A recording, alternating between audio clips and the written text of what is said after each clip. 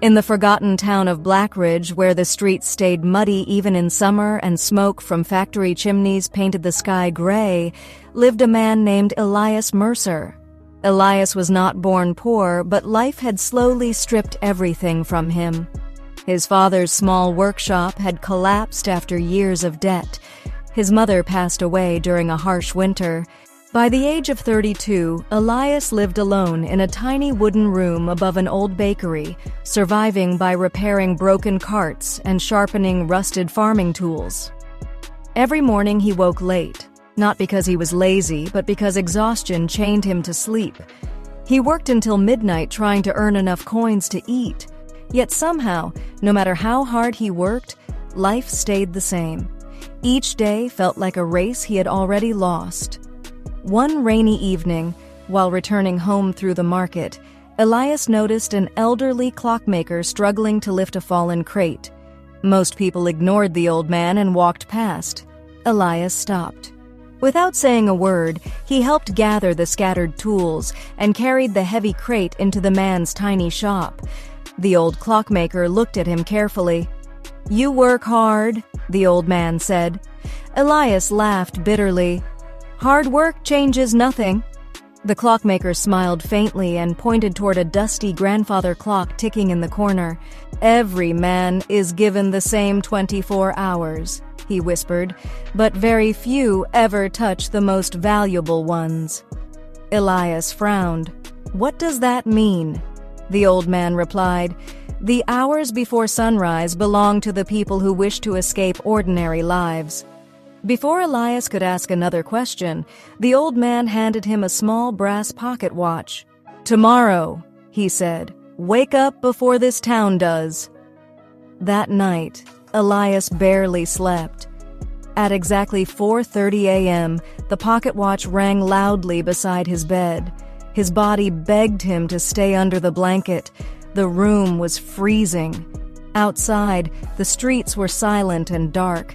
But something about the old man's words haunted him, so he forced himself up. For the first time in years, Elias stepped outside before sunrise. The world felt completely different. No shouting merchants, no clanging factory noise, no crowded streets, only silence. He walked through the empty town as cold mist drifted across the roads. In that strange quietness, Elias noticed things he had never seen before. Farmers left broken equipment outside their barns overnight. Delivery wagons arrived before sunrise and waited hours before unloading. The marketplace had empty stalls no one claimed until morning.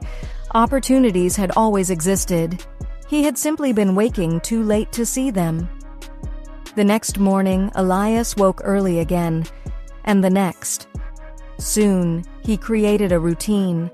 From 4:30 to 6 a.m., he repaired tools before anyone else woke up. By sunrise, he already had completed work while others were still drinking tea or rubbing sleep from their eyes. Within weeks, farmers started visiting him first because Elias always delivered faster than everyone else. His income slowly increased, but more importantly, his mind changed. The early mornings gave him something he had not felt in years: control. Instead of reacting to life, he was finally ahead of it. Months passed. Elias no longer used the mornings only for labor. He used them to think. While the town slept, he studied books about trade, transportation, and woodworking borrowed from the library. He wrote ideas into notebooks under candlelight. One idea changed everything.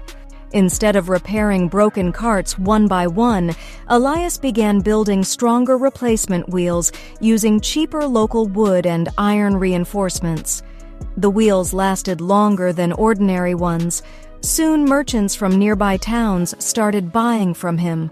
His tiny workshop became crowded with orders. For the first time in his life, Elias hired workers. But even after success arrived, his routine never changed. Every morning at 4:30 a.m., he still woke before sunrise. While employees slept, Elias planned routes, calculated costs, studied markets, and prepared for the future. Years later, Blackridge looked different. A large workshop stood near the river with the words Mercer Transport Works painted across the entrance. Wagons carrying Elias's products traveled across distant cities. People called him brilliant, some called him lucky, others believed he had hidden talents no one else possessed. But they never saw the truth. They only saw the results. One winter evening, a young worker asked Elias the secret behind his success.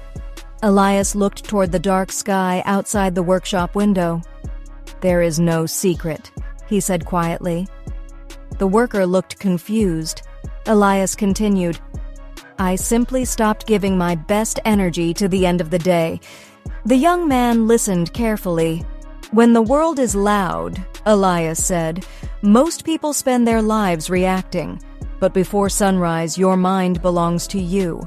That is where decisions become sharper. That is where discipline grows." He pulled the old brass pocket watch from his coat pocket.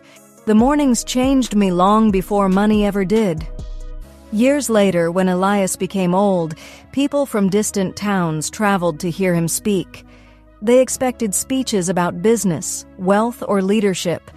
Instead, he always spoke about mornings, about silence, about discipline, about small actions repeated thousands of times. On the final day before his retirement, Elias gathered his workers and held up the same brass pocket watch given to him decades earlier. "This watch did not make me successful," he told them. "It only reminded me that time is life itself." The room fell silent. Then Elias shared the lesson that would outlive him.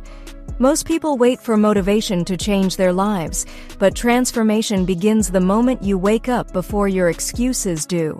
After that day, the story of Elias Mercer spread far beyond Blackridge, not because he became wealthy, but because people realized something powerful through his journey. Success rarely arrives through one dramatic moment. It is built quietly, in darkness, while the rest of the world sleeps.